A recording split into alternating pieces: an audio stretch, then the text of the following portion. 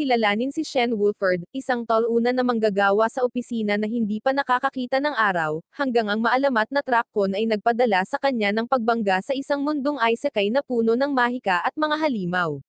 Muling nagkatawang tao bilang isang bata, si Shen ay inampon ng isang makapangyarihang matandang wizard at sinimulan ang kanyang bagong buhay na may ilang seryosong malakas na kapangyarihan. Walang makikita dito, si Trakkon lang na gumagawa ng trabaho niya. Makalipas ang ilang sandali, ginamit ng isang 8 taong gulang na batang lalaki na nagngangalang Shen Wolford ang kanyang mga kasanayan sa mahika, upang manghuli ng ilang nilalang sa kalaliman ng kagubatan. Lumalabas na ang Salariman mula sa Japan ay muling nagkatawang tao bilang Shen, at ngayon ay nakatira sa kagubatan kasama ang kanyang lolo, si Merlin Wolford na kinuha siya bilang isang sanggol nang matagpuan siya sa isang karwahe na inatake ng isang demonyo. Bagamat siya ay nasa mundo ng pantasya, nasa kanya pa rin ang karamihan sa kanyang mga alaala mula sa kanyang nakaraang buhay, maliban sa alaala kung paano siya nasawi. Pag-uwi niya, sinabi niya sa kanyang lolo ang tungkol sa pangangaso, at humanga ang matanda na nakahuli siya ng baboy ramo at 3 ligaw na manok. Upang tingnan kung gaano siya napabuti sa kanyang mahika, hiniling sa kanya ni Merlin na magsunog ng isang tumpok ng mga troso gamit ang mahika ng apoy, at ginawa ito ni Shen ng madali, na muling pinahanga ang kanyang lolo. Ngunit sinabi niya kay Shen na oras na para mag-improve siya sa kanyang mga kasanayan sa pakikipaglaban at swordsmanship din. Sa sandaling iyon, dumating ang isang babaeng nagngangalang Melinda, isang kaibigan ni Merlin, kasama ang isang mandirigma na nagngangalang Mikael. Nagreklamo si Melinda tungkol sa kung gaano kadelikado para kay Shen na manghuli ng baboy ramo sa kanyang edad, ngunit ipinaliwanag niya na nakasuot siya ng kanyang magic gear at tinitiyak na ligtas ito. Nasaksihan ng kahangahangang gawa ni Shen, sumabat si Mikael at nagmumungkahi na handa na ang batang lalaki para sa mas advanced na pagsasanay sa labanan at pakikipaglaban sa espada. Mula pa noong siya ay maliit, si Melinda ay nagtuturo kay Shen ng magic gear craftsmanship, habang si Mikael ay nagsasanay sa kanya sa swordplay. 2 taon na ang lumipas, at nagpa siya si Merlin na oras na para dalhin si Shen ng malalim sa kagubatan para sa kanyang unang pangangaso ng demonyo. Nang makarating sila sa isang bangin, tinuruan ni Merlin si Shen ng isang espesyal na uri ng mahika na tinatawag na search magic, na magbibigay daan sa kanya na i-scan ang buong kagubatan at maramdaman ang lahat ng iba pang nabubuhay na nilalang sa paligid. Walang kamali-mali, nagtagumpay si Shen sa kanyang unang pagsubok. Bagamat humanga si Merlin sa gawaing ito, wala siyang oras para mag-react dahil na-detect na ni Shen ang aura ng isang demonyo sa malapit. Walang pag-aaksaya ng oras, natunton nila ang demonyo. Nang mahanap nila ito, agad na inilabas ni Shen ang kanyang mahiwagang enchanted sword, na ginagamit niya upang tapusin ang demonyo sa loob lamang ng ilang segundo, na iniwang muling natulala si Merlin. Pagkatapos, sinabi sa kanya ni Merlin na matagumpay ang pangangaso ng demonyo, at umuwi ang dalawa. Nang maglaon ng gabing iyon, tinalakay ni Merlin, Melinda, at Mikael ang napakalaking pag-unlad ni Shen sa pagsasanay sa mahika at labanan. Iminumungkahi ni Melinda na dapat siyang mula sa ibang mundo, dahil iyon lamang ang lohikal na paliwanag para sa kanyang talento. Kinabukasan, pagkatapos ng matinding sesyon ng pagsasanay kasama si Mikael, dinala ni Merlin si Shen sa isang burol para magkaroon ng taos-pusong pag-uusap. Pagdating nila doon, sinabi sa kanya ni Merlin na hindi niya siya tunay na lolo, ngunit ipinahayag ni Shen na alam na niya ito. Isinalaysay ni Merlin kung paano niya natagpuan siya bilang nag-iisang nakaligtas sa pagkawasak ng isang pag-atake ng demonyo, at nagpas siyang ampunan siya. Nagtanong si Shen tungkol sa kanyang mga magulang, ngunit ipinaliwanag ni Merlin na wala siyang ideya, dahil hindi sila nakikilala pagkatapos ng pag-atake. Nang marinig ito, inamin ni Shen na wala siyang maalala tungkol sa kanila at kinuha na niya si Merlin bilang kanyang lolo. Nagpapasalamat siya kay Merlin sa pag-aalaga sa kanya, at ipinahayag kung gaano siya nagpapasalamat para kina Mikael at Melinda. Ang pag-amin na ito ay naging sanhi ng pag-iyak ni Merlin, habang si Shen ay nahihiya sa kanyang pag-iyak. Pagkalipas ng 5 taon, nagsagawa si Merlin ng isang maliit na salo-salo para kay Shen sa kanyang ika-15 kaarawan upang markahan ang simula ng pagkalalaki.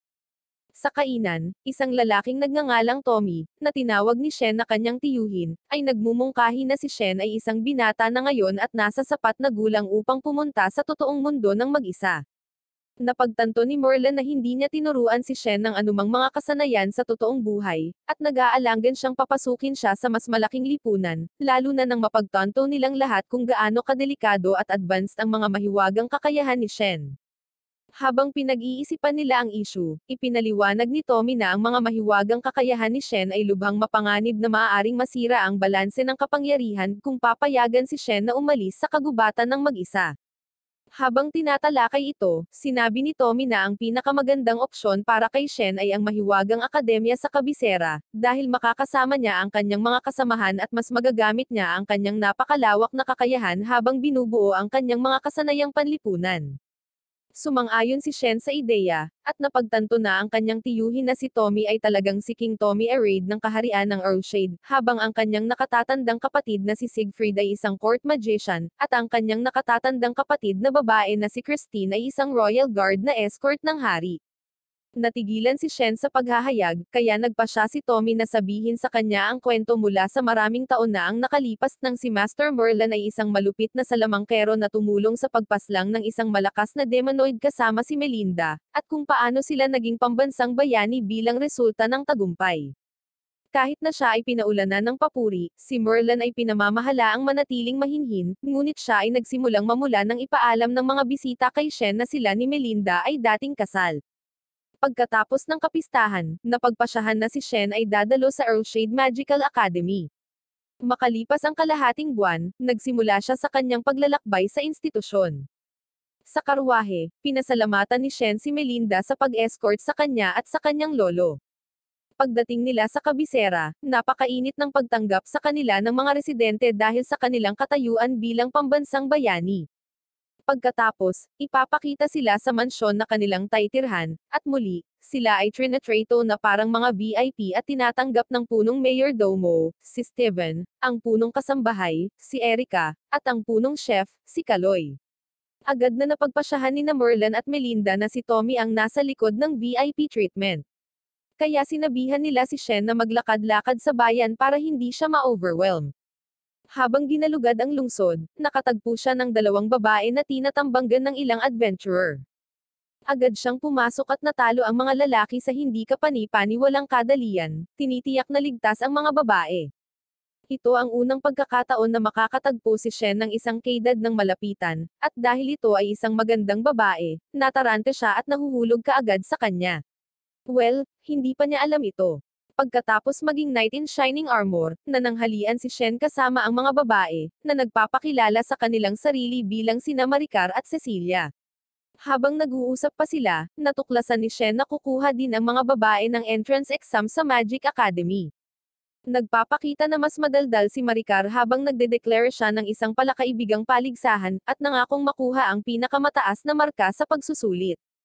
Sa kabilang banda, si Cecilia, na tila natipuan na ni Shen, ay tila medyo nahihiya, at mukhang naaakit din ito sa kanya. Nagpatuloy ang pag-uusap, at nagsimulang magsalita si Maricar na parang fangirl tungkol kay Master Merlin at Melinda, na kara-rating lang sa kabisera. Sa pagnanais na mapanatili ang kanyang undercover na katayuan, iniiba ni Shen ang paksa at nagkunwaring hindi interesado sa usapan. Pero mas naging mahirap iyon nang biglang mangarap si Maricar tungkol sa misteryosong apo ng wise man, na kukuha rin ng entrance exam. Sinimulan niyang isipin kung ano ang magiging hitsura ng lalaki, at mukhang mahal na niya ang apo bago pa man ito makilala. Para hindi masira ang kanyang cover, nagpa siya si Shen na magdahilan pagkatapos magbayad para sa tanghalian ng mga babae at nangakong magkikita sila sa araw ng entrance exam. Pagkaalis niya, sinimulan ni Maricar ang panunukso kay Cecilia tungkol sa kung gaano siya ka-lovestruck at nagtataka kung saan nanggaling si Shen.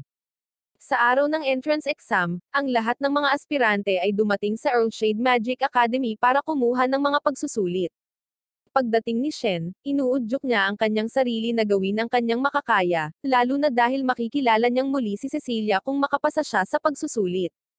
Habang tinitingnan ang notice board, isang walang modo na noble na nagngangalang Kirby ang nagtangkang takutin siya, ngunit agad niyang ipinakita sa kanya kung sino ang boss dito. Si Kirby, na tagapagmana ng Carratesburg, ay nagsimulang ipagmalaki ang kanyang katayuan sa pagtatangkang gawin ang pakiramdam ni Shen na maliit. Kahit na kaunti ay hindi natatakot si Shen, at may hamarang sa pagsasalita ni Kirby sa pamamagitan ng pagbibigay ng babala sa kanya sa parusang kakaharapin niya kapag patuloy niyang ibinabato ang kanyang awtoridad. Tumingin ang mayabang na estudyante at inayos ang sarili nang makita niyang papalapit sa kanya si Prinsipe Augustus. Mukhang kilala na ng prinsipe kung sino si Shen, at ipinakilala ang sarili bilang anak ni Haring Tommy. Excited si Shen na marinig ito at agad siyang tinawag na pinsan. Samantala, ang iba pang mga estudyante, kabilang sina Maricar at Cecilia, ay nakatingin at naguguluhan sa kung gaano kakaswal si Shen kasama ang prinsipe. Sa lalong madaling panahon, ang mga pagsusulit ay magsisimula, at lahat ng mga mag-aaral ay kukuha muna ng written exam. Pagkatapos, oras na para sa praktikal na pagsusulit, at si Shen ay nakatanggap ng malaking pagkabigla nang makita niya ang mga mag-aaral na nagkakast ng spells, at gumagamit ng mahika sa pamamagitan ng pag-enchant ng mga incantation. Hindi pa niya nakita ang mga taong kaedad niya na nagsagawa ng mahika, kaya ang eksenang nasa harapan niya ay mas mababa sa inaasahan dahil hindi lamang sila nag-e-enchant ng mga salita, ngunit ang kanilang mahika ay napakahina rin kumpara sa kanya. Kapag turn na niya, nakikiusap ang instructor sa kanya na panatilihing kontrolado ang kanyang kapangyarihan, dahil sinabi sa kanya ng hari ang tungkol sa kanyang mga kakayahan. Bilang resulta, nagpasya si Shen na gamitin ang kanyang pinakamahinang magic spell, ngunit napakalakas pa rin ang resultang pagsabog na halos ibagsak nito ang silid. Pagkatapos ng pagsusulit, ang komite ay nagdaraos ng isang closed door na pagpupulong at napagpasyahan na pagkatapos ng kanyang pagpapakita, ang apo ng wise man ay dapat na ang nangungunang scorer. Kinabukasan, pumunta si Shen upang kunin ang kanyang uniforme pagkatapos matanggap, at sinabihan siya na bilang pinakamataas na scorer sa entrance examination, kailangan niyang magbigay ng talumpati sa ngalan ng mga bagong estudyante sa seremonya ng pasukan. Sinisikap ni Shen na iwasan ang gawain, sa pamamagitan ng pagturo na si Augustus ay nasa isang mas mahusay na posisyon upang magbigay ng mga talumpati. Gayunpaman, sa huli, nananatili siya sa responsibilidad dahil, sa tradisyon ng Earlshade, walang espesyal na pagtrato na ibinibigay sa mga maharlika. Habang umaalis siya kasama si Augustus at ilang iba pang estudyante, pinagmamasdan siya ni Maricar, medyo nadismaya dahil hindi siya ang top scorer, habang si Cecilia naman ay nahihiyang nakatingin lang sa kanya. Napansin ito ni Maricar at sinabihan siya na makipag-usap sa kanya sa halip na tinitignan lang siya mula sa malayo. Kasabay nito, galit na galit si Kirby na napalampas niya ang pinakamataas na posisyon ng scorer at napagpasyahan niya na si Shen ay dapat nanandaya, kaya nagplano siya ng kanyang paghihiganti. Sa bahay, pinagmamasdan ni Shen ang kanyang mahiwagang pinahusay na uniforme at nagpasya na baguhin ito ng kaunti upang umangkop sa kanyang estilo. Dumating ang araw ng seremonya ng pasukan, at ang mga tao ay hindi nagaksaya ng oras sa paligid ni Merlin at Melinda sa sandaling dumating sila kasama si Shen. Nagsimula ang seremonya, at natuklasan ni Shen na si Maricar at Cecilia ay parehong maharlika. Habang nagsasalita si Shen ng napakatalino, napagtanto ni Cecilia na siya ang apo ni Merlin na inaasahan nilang makita. Kinalaunan sa araw na iyon, nagtapat si Cecilia sa kanya at ipinaliwanag na pinagbantaan siya ni Kirby at ang kanyang pamilya dahil patuloy niyang tinatanggihan ang mga pangunguna nito. Pagkalipas ng ilang sandali, dumating si Kirby at sinubukang isama si Cecilia, ngunit pinigilan siya ni Shen at nangakong paprotektahan siya, anuman ang gusot niya kay Kirby. Biglang dumating si Augustus at ginamit ang kanyang royal status para pilitin si Kirby na umalis. Pagkatapos, iniimbitahan ni Shen ang lahat sa kanyang tahanan upang tanungin sina Merlin at Melinda kung maaari niyang baguhin ang uniforme ni Cecilia upang maprotektahan siya laban kay Kirby. Gayunpaman, ibinunyag ni Melinda na gagawin nito ang uniforme ni Cecilia bilang pambansang antas ng kayamanan dahil sa kung gaano kalakas ang mga enchantment. Nagpasya si Melinda na subukan si Cecilia upang makita kung sinamantala niya ang kabaitan ni Shen. Sa kalaunan, naging malinis si Cecilia at inamin na siya ay desperado para sa proteksyon. Ngunit bago siya umalis ng bahay na nahihiya, pumayag si Melinda na tulungan siya dahil napatunayan niyang karapat-dapat siyang protektahan. Sa gabing iyon, hiniling ni Haring Tommy kay Shen na huwag ibunyag na maaari siyang lumikha ng pambansang kayamanan, or maaari itong humantong sa isang inter-kingdom war. Pagkatapos ay hiniling niya kay Shen na i-enchant ang mga uniforme para kay Augustus at sa kanyang mga bantay, sina Julio at Troy. Sa pagtatapos ng araw, na-enchant na ni Shen ang mga uniforme ng kanyang mga kaibigan, ngunit si Maricar ay tumanggi na ma-enchant ang kanya dahil hindi niya gusto ang bigat ng pagkakaroon ng pambansang kayamanan sa kanyang pag-aari. Lalo na natutuwa si Cecilia dahil para sa kanya, ang enchantment ay parang laging pinoprotektahan siya ni Shen. Nagpasalamat siya sa kanya, at nag-aalok siya na iuwi siya simula ngayon. Dahil gabi na, nag-aalok si Shen na iuwi ang lahat gamit ang kanyang teleportation spell, isang bagay na dapat ay manatiling lihim. Kinabukasan, bago sunduin ni Shen si Cecilia sa kanyang bahay, pinaalalahanan siya ni Lola Melinda na maging maingat sa kanyang mahika at huwag magpakitang gilas ng hindi kinakailangan. Sa pagpunta sa paaralan, sina Shen at Cecilia ay banayad na nagliligawan sa isa't isa, habang si Maricar ay naglalakad malapit sa likuran, pisikal na pagod at naiinis sa kanilang mga kilos ng kabataan. Hindi nagtagal, dumating na sila sa paaralan, at hindi pinalampas ni Augustus ang pagkakataong asarin si Shen kung paano niya nakukuha ang lahat ng babae sa unang araw ng paaralan. Naputol ang kanilang pag-uusap nang dumating ang isa pang estudyanteng nagngangalang Alicia, na mukhang magulo. Nang magtanong si Maricar tungkol sa kanyang hitsura, ipinaliwanag niya na sabik siya sa unang klase at hindi sapat ang tulog. Sa sandaling iyon, ang guro, si Mr. Marco, ay pumasok sa silid-aralan, at binati siya ng mga estudyante. Sinabi niya sa kanila na maupo at pagkatapos ay ipaalam sa kanila na bibigyan niya sila ng paglilibot sa paaralan, simula sa homeroom. Sa panahon ng paglilibot, ipinaalam niya sa kanila ang tungkol sa mga grupo ng pag-aaral, katulad ng Attack Magic Group, ang kalidad ng grupo ng pag-aaral sa buhay, at ang Body Enhancement Study Group. Ang lahat ng mga grupong ito ay parang mga school club kung saan ang mga extracurricular na aktibidad ay ginagawa ng mga mag-aaral. Agad na idineklara ni Julio na sasali siya sa Body Enhancement Study Group kung hindi dahil sa kanyang royal duties kay Prince Augustus. Ngunit ipinaliwanag ni Augustus na hindi mahalaga ang kanyang pagiging royal sa Magic Academy, kaya malaya siyang sumali sa anumang grupong pipiliin niya. Tinanong ni Alicia si Shen kung anong grupo ang gusto niyang salihan, ngunit sinabi niya na wala siyang kagustuhan.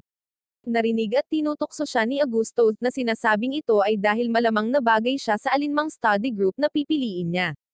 Pagkatapos ay iminumungkahi niya na lumikha si Shen ng kanyang grupo ng pag-aaral mula sa simula, at sinusuportahan ng guro ang ideya. Iminumungkahi nila na ang grupo ay tungkol sa pag-aaral ng kakaibang estilo ng magic na ginagawa ni Shen. Kaagad, ang mga kaklase ni Shen na sina Lina Higgins, Yuri Carison, at Tony Frail ay nagpahayag na gusto nilang mapabilang sa kanyang bagong grupo ng pag-aaral.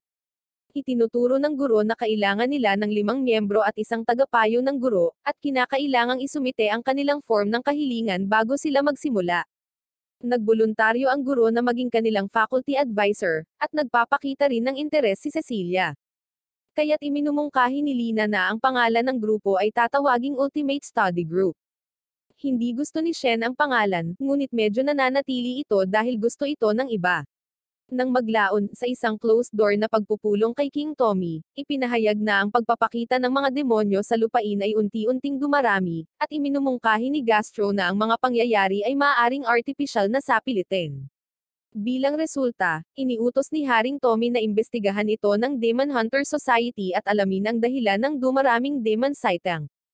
Samantala, sa Raybard Mansion, pinagalitan si Kirby ng kanyang ama sa paggamit ng kanyang katayuan bilang isang maharlika upang takutin ang kanyang mga tao sa Magic Academy.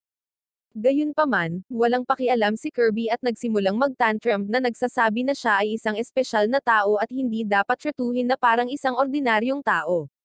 Pagkatapos ay pinatumba siya ng kanyang ama sa pamamagitan ng isang suntok at nagpa siya na parusahan siya para sa kanyang masamang pag-uugali sa pamamagitan ng pagkulong sa kanyang silid. Kinabukasan, ipinaalam sa klase na si Kirby ay na-grounded, at sa wakas ay nagtanong si Shen kung bakit ganoon ang ugali ni Kirby. Ipinaliwanag ng mga kaklase niya na hindi siya ganoon noong middle school, at ang isa sa kanila ay nagmumungkahi pa na nagbago lang siya noong nagsimula siyang pumasok sa mga klase ni Strum sa lab. Ipinaliwanag ng mga estudyante na si Strum ay ipinatapon mula sa ibang kaharian at naging guro. Nag-alok siya na turuan ang mga estudyanteng hindi masyadong magaling sa magic at tinulungan silang bumuti, ngunit karamihan sa kanila ay tumanggi dahil pakiramdam nila ay tila makulimlim ito, lalo na dahil may takip sa mata si Strum sa magkabilang mata niya. Samantala, sa Raybard Estate, dumating si Strum at kinausap ang ina ni Kirby. Nagdadalamati siya na hindi na niya naiintindihan ang kanyang anak at labis na hindi komportable sa tensyon sa pagitan nila ng kanyang ama. Si Strum, na may kaina-hinalang ngiti sa kanyang mukha, ay nagsabi sa kanya na magkakaroon siya ng isang salita sa kanya upang tumulong sa kanyang ugali. Umakyat siya sa kwarto ni Kirby para makita itong nakahandusay sa lupa. Si Strum ay nagsimulang ipaalala sa kanya na siya ay isang espesyal na tao at maaaring makuha ang anumang gusto niya. Ang kanyang mga salita ay nagtulak lamang sa kanya ng higit pa sa gilid, at si Kirby ay nagngangalit na nagsasabi kay Strum na hindi niya makuha ang babaeng gusto niya dahil may hadlang. Nang marinig ito, binigyan siya ni Strum ng dark magic at sinabihan siyang tiyaking haharapin niya ang anumang balakid sa kanyang paraan. Pagkatapos, umalis si Strum sa estate na may masamang tingin sa kanyang mukha. Kinabukasan, sa oras ng tanghalian, tinukso ni Augusto si Shen, ginamit si Kirby bilang dahilan para patuloy na i-escort si Cecilia kahit na hindi na siya banta. Pareho silang nataranta at agad na nag-isip ng mga dahilan na ikinatawa ng buong klase. Ang isa sa mga mag-aaral ay nag-uusap tungkol sa kung paano magagamit ang search magic upang makita ang mga pagbabanta mula sa malayo, kaya ipinaliwanag ni Shen ang konsepto at hindi sinasadyang ihayag na nakapaslang siya ng 10 meters na matangkad na demonyong oso noong siya ay 10 taong gulang pa lamang. Pagkatapos ng tanghalian, habang naglalakad sa paaralan, naramdaman ni Shen ang isang demonyo sa malapit, at ang susunod na nakita niya ay isang demonyong Kirby na naghagis ng matinding apoy sa kanila. Agad na naglagay ng kalasag si Shen para protektahan ang kanyang mga kaibigan. Sinabi niya sa kanila na i-activate ang kanilang mahiwagang nagtatanggol na uniforme at makaligtas, habang nakaharap siya sa demonyo. Ang tindi ng mga pag-atake ay sumunog sa kanya, ngunit sa lalong madaling panahon siya ay nagsimulang muling mag-regenerate salamat sa kanyang enchanted na tela. Agad niyang inutusan si Augustus na ilikas ang lahat dahil pipigilan lang siya ng mga ito. Sa sandaling umalis sila, si Kirby ay sumugod sa kanya ng napakabilis at may isang masamang tingin sa kanyang mukha. Tila nawalan na siya ng malay dahil tuluyan na siyang nilalamon ng dark magic. Gayunpaman, nang inatake siya ni Shen ng kidlat, napagtanto niya na hindi pa tuluyang nawala sa isip si Kirby dahil sinasabihan siya ng masama habang nag-aaway sila. Nagpa siya si Shen na iligtas niya pa rin siya at sinubukang lapitan siya ng mga salita. Gayunpaman, mas nagalit si Kirby, at nagsimula siyang maghanda sa pagsira sa sarili sa pamamagitan ng pagpapatawag ng isang napakalaking blast na lilipulin ang buong paaralan. Desperado na iligtas ang paaralan at ang kanyang mga kaibigan, inilabas ni Shen ang kanyang mahiwagang espada at lumusob patungo sa kanya gamit ang kanyang lumilipad na bota. Nang makalapit na siya, mabilis niyang hiniwa si Kirby sa isang iglap. Ilang sandali pa, lumabas ang mga kaklase niya na nanood ng buong laban at nagulat silang lahat na natalo ni Shen ang isang demonoid. Gayunpaman, hindi pakiramdam ni Shen na isa siyang bayani dahil hindi pa siya nakapaslang ng tao noon, at iniisip kung kaya niya itong panghawakan sa ibang paraan. Pagkatapos ng insidente, ang balita ng tagumpay ni Shen ay kumakalat na parang apoy, at medyo nalulula na siya sa items yung nakukuha niya sa bayan. Nilapitan siya ni Augusto para tanungin kung kamusta na siya, kaya't ibinunyag niya na matagal na niyang iniisip ang laban kay Kirby. Naaalala niya na sa panahon ng labanan, si Kirby ay mayroon pa ring ilang mga pandama, hindi tulad ng karaniwang demonoid na ganap na walang isip. Bilang resulta, napagpasyahan ni Shen na marahil ay nademonyo si Kirby ng isang masasamang eksperimento ng tao. Pagbalik sa bahay, dumating si Haring Tommy kasama ang kanyang mga bantay upang ibigay kay Shen ang parangal ng unang pagkakasunod-sunod ng Mereto para sa kanyang nagawa. Kaagad na ipinaalala ni Merlin sa kanya ang tungkol sa kanyang mga pangako na hindi gagamitin si Shen para sa mga politikal na kadahilanan, ngunit ipinaliwanag ng hari na ang mga bagay tungkol sa mga demonyo ay karaniwang isinasa publiko, at dahil natalo ni Shen ang isang demonoid sa napakaikling panahon bago ito naging banta, nararapat siyang kilalanin, at nararapat na malaman ng mga tao kung sino ang nagligtas sa kanila. Sa kalaunan, atubiling pinahintulutan ni Merlin ang parangal na iharap kay Shen, at nagulat si Melinda sa kung gaano kabilis si Shen na patuloy na nahahanap ang kanyang sarili sa problema. Sobra sa pagiging masinop at pagiging low profile. Kinabukasan, hindi maiwasan ng mga residente na titigan si Shen habang naglalakad ito papuntang paaralan kasama sina Maricar at Cecilia. Ang ilang mga babae ay nagsisimula pang ang isipin kung paano nawala ang away, at pinag-uusapan kung paano siya malamang na-engage sa isa sa mga babaeng kasama niya sa paglalakad. Sa paaralan, ito ay parehong kaso kasi ngayon lahat ay gustong sumali sa study group ni Shen. Kaya, ang guro ng klase, na isa ring tagapayo ng kanyang guro, ay nagsabi sa kanila na ang kakayahang gumamit ng mga interdimensional na portal ng imbakan ay ang pinakamababang kinakailangan upang makapasok. Sa ibang lugar, si King Tommy ay nagdaos ng isa pang pulong kasama sina Romnick at Danilo, ang pinuno ng seguridad, at nagsabi sa kanila na magsagawa ng masusing pagsisiyasat sa mga demonyong ginawang artipisyal. Bumalik sa paaralan, pinapasok ni Mr. Marco ang dalawang estudyante sa study group ni Shen, si Marshall, isang miyembro ng isang kilalang pamilya ng Panday, at si Olive Stone, isang napakatalino na panadera. Nang makita na si Marshall ay nagmula sa isang pamilya na nagmamay-ari ng pinakamahusay na forge sa lupain, ibinigay sa kanya ni Shen ang kanyang espada at hiniling sa kanya na tumulong na gawin itong mas matibay. Ipinaliwanag ni Marshall na maaari niyang gawin itong mas mahusay, ngunit mas madali itong masira. Mamaya, ang mga investigador ng Security Bureau na sina Alto at Carlos ay bumisita kay Mr. Strum, at sa kanyang tahanan nang malaman nila na si Kirby ay nademonyo sa ilang sandali matapos siyang puntahan ni Strum. Nang makarating sila sa kanyang lugar, nag-usap muna sila sa pamamagitan ng pagtatanong kung ano ang nangyari sa kanyang mga mata at napansin na siya ay nakakakita sa kabila ng pagiging bulag. Ipinaliwanag ni Strum na siya ay ipinanganak na isang maharlika sa ibang imperyo, ngunit nawala ang kanyang mga mata sa panahon ng isang labanan sa kapangyarihan sa bahay. Pagkatapos ay sinabi sa kanya ng mga investigator na nagsasagawa sila ng ilang pag-aaral sa demonoid body, at humiling na tulungan niya sila sa pamamaraan para maibahagi niya ang kanyang insight dahil isa siyang high-level magician. Bumalik sa paaralan, iniisip ni Shen kung anong uri ng espada ang dapat gawin ni Marshall para sa kanya, at sinabi niya na gusto niya itong maging manipis na talem. Gayunpaman, hindi siya masyadong natutuwa sa katotohanang mas madaling masira ito. Iminungkahi ng kanyang mga kaklase na hindi ito masamang ideya dahil madali siyang makakuha ng bagong espada, ngunit sinabi ni Shen sa kanila na hindi siya masyadong nakakakuha ng allowance. Nagulat ang kanyang mga kaklase dito, ngunit ipinaliwanag niya na sinabihan ni Lola Melinda si Merla na huwag siyang bigyan ng labis para malaman niya ang halaga ng pera. Well, iyon ang makukuha mo sa pagiging isang walang alam, 15 taong gulang na SS rank. Pagkatapos, hiniling ni Shen sina Maricar at Cecilia na samahan siya sa pagawaan ni Marshall sa pag-uwi. Sumang-ayon sila, ngunit sinabi sa kanila ni Maricar na gusto rin niyang pumunta sa panaderia ni Olive dahil hindi na siya makapaghintay na matikman ang kanyang mga bagong pastry. Samantala, dumating sina Alto at Carlos sa kanilang punong tanggapan kasama si Strum. Dinala nila siya sa loob at tinungo ang kinaroroonan ng katawan ni Kirby. Gayunpaman, pagdating doon, si Strum ay tinambangan ng maraming sundalo.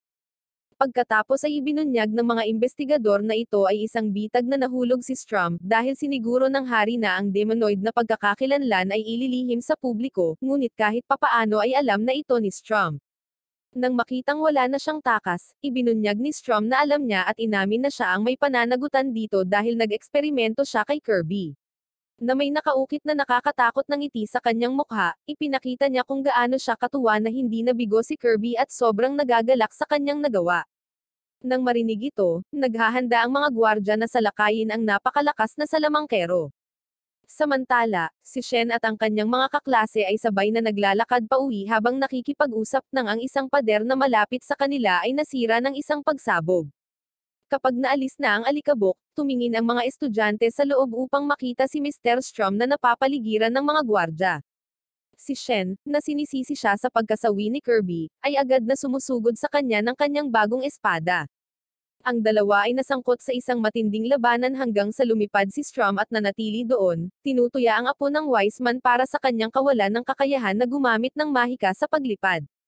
Iniinis nito si Shen, kaya ginamit niya ang kanyang flying boots para makalapit sa kanya, at hinampad siya ng kanyang espada habang pinagsasama ang pag-atake sa magic. Isang galit na Strum ang nag-repel ng kanyang mga pag-atake, at isang malaking pagsabog ang sumunod, na sumire sa espada ni Shen. Nang maalis ang alikabok, nakita niyang nasira ang eye patch ni Strum, at ang kanyang mga pulang mata ay nakita na nagpapahiwatig na siya ay isa ring demonoid.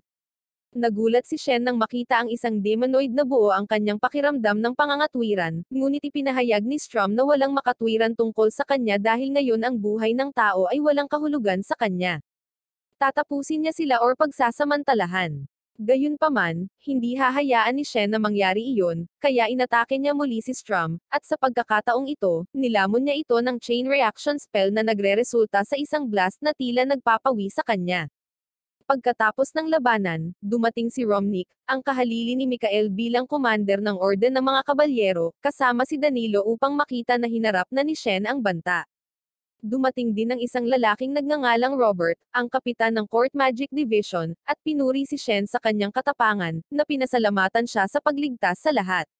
Pagkatapos ay tinanong ni Robert kung paano niya nagawang talunin ang demonoid, at sinabi ni Shen na pinagtagpo niya ang liwanag mula sa araw at pinasabog ito bilang isang napakalaking sinag ng init.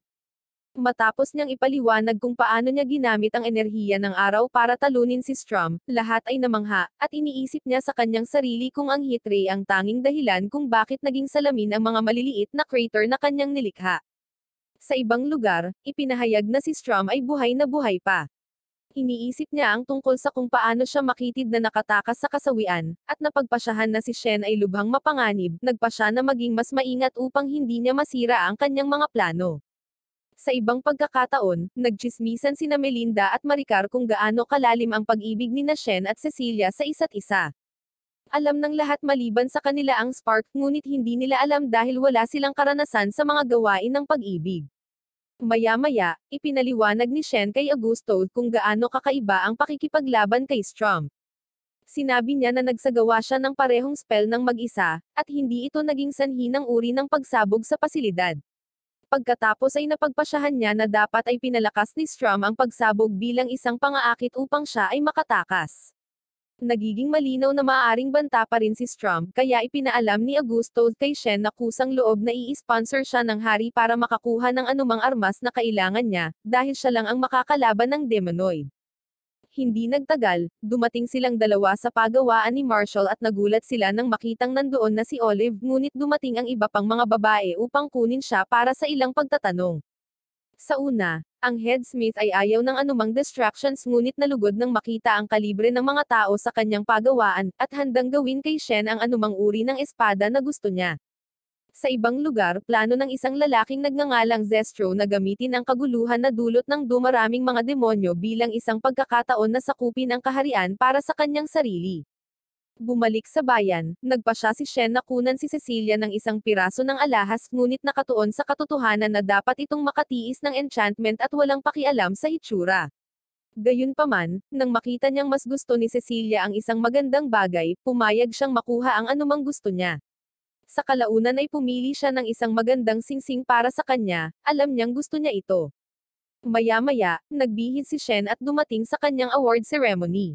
Siya ay parehong nalulula at pinarangalan habang siya ay iniharap sa hari at mga maharlika upang tumanggap ng parangal na idineklara siyang bayani ng kaharian.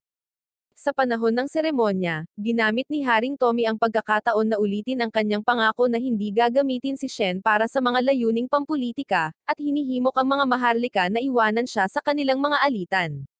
Ipinaalam niya sa lahat sa seremonya ang kanyang pangako, at kung paanong ang pagsira nito ay magpapaalis sa pamilya Wiseman sa kanilang kaharian.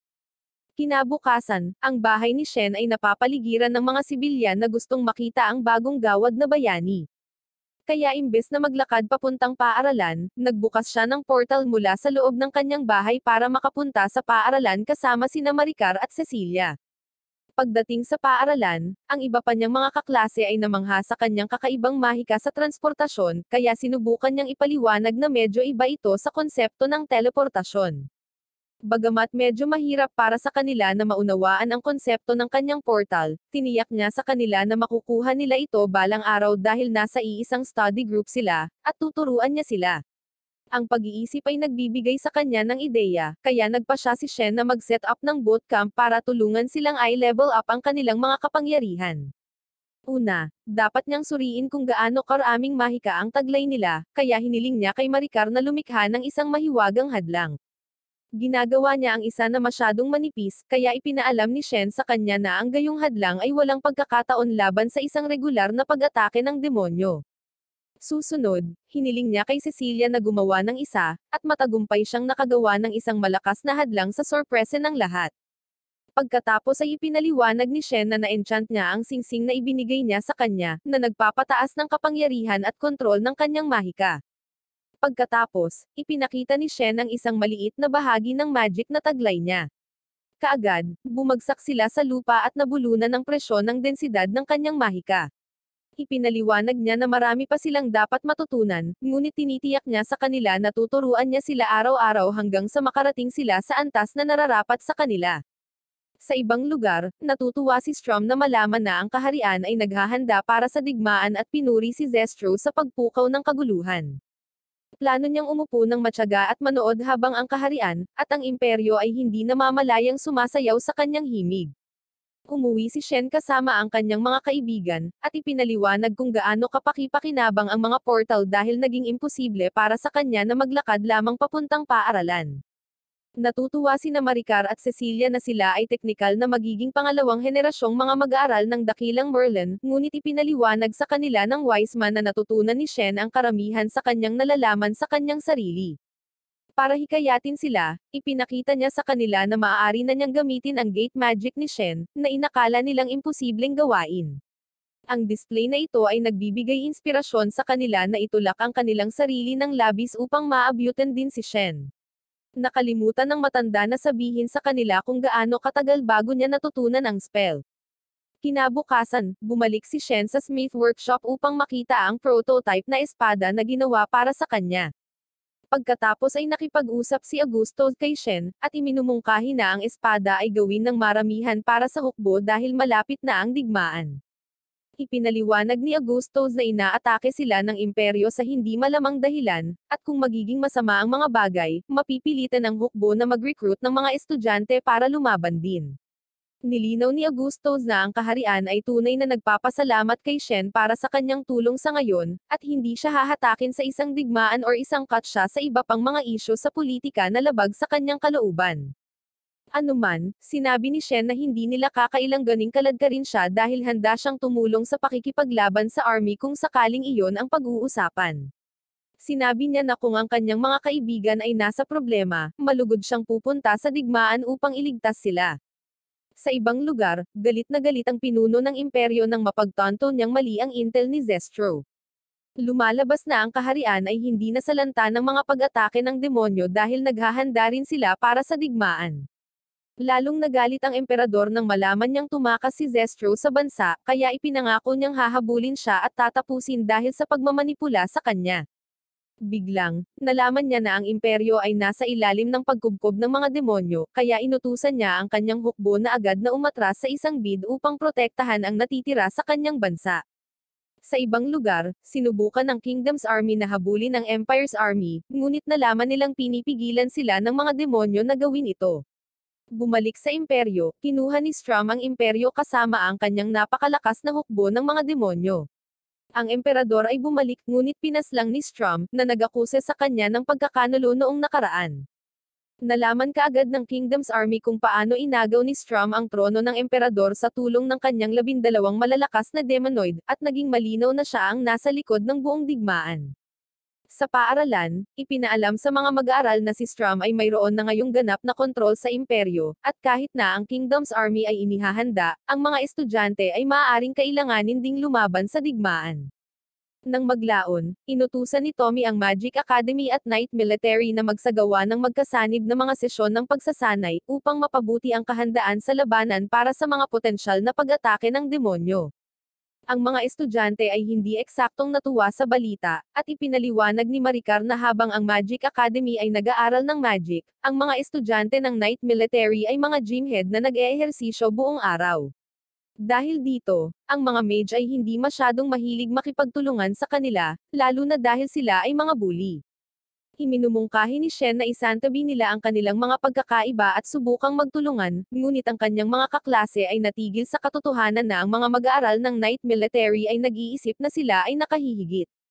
Muli, sinubukan ni Shen na mga tuwiran sa kanila sa pamamagitan ng pagpapaalala sa kanila na ang lahat ay may mga kalakasan at kahinaan, ngunit iyon ay nag-backfire. Ang kanyang mga kaklase ay nagsimulang ituro kung paano hindi ito ang kaso para sa kanya dahil siya ay mahusay sa parehong magic at sword fighting.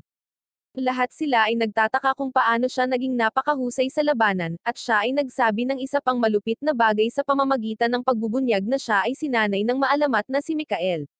Agad na nagsimulang mag-usap ang mga kaklase niya tungkol sa dakilang komandante ng kabalyero, at iminumungkahi ni Maricar na dahil sinanay niya si Shen, hindi sila pipiliin ng mga mag-aaral na kabalyero. Gayunpaman, sinabi ni Augustus na malamang nasusubukan nilang takutin si Shen dahil sa selos.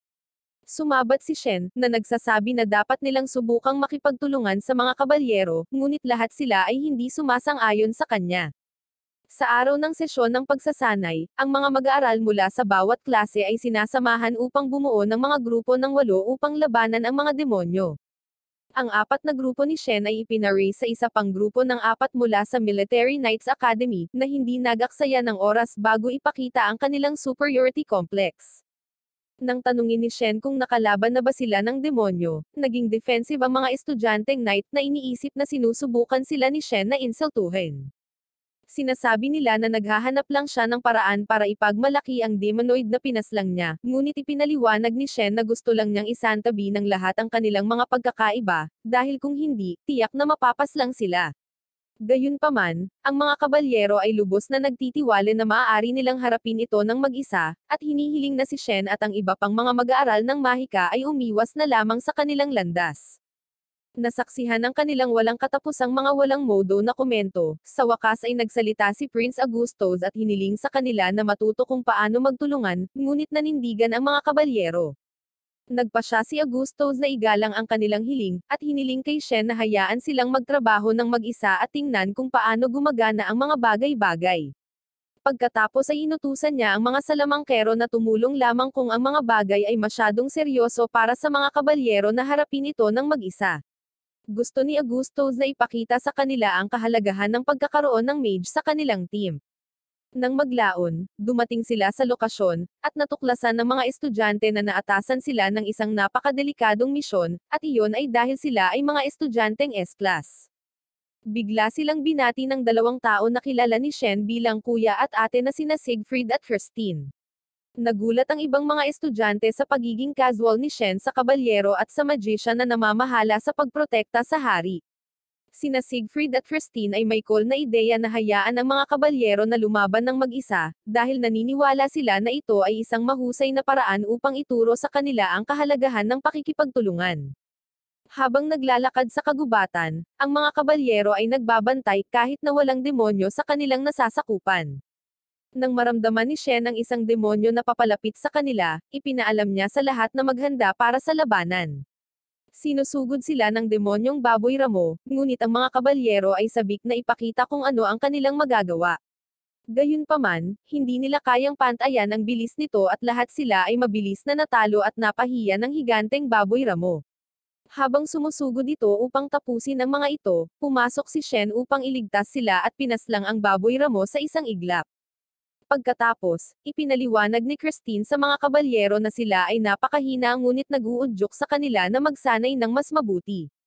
Pagkatapos ay ginagamot ni Cecilia ang mga sugat ng mga kabalyero ng mag-aaral gamit ang kanyang mahika sa pagpapagaling, at sa gayon ay ipinapahayag nila ang kanilang pasasalamat. Nagseselo si Shen nang makita niya kung paano nakikipag-usap ang mga night boys sa kanyang kamo, kaya iminungkahi ni Augustus na ipahayag na lang niya ang kanyang pagmamahal kay Cecilia para pigilan ang iba sa pakikipag-usap sa kanya. Habang nag-uusap sila, naramdaman niya ang isang pulutong ng mga demonyo na papalapit sa kanila mula sa malayo. Nakita ni Shen na ang isa sa maraming demonyo ay napakalakas at sinabi niya sa iba na ihanda ang kanilang sarili.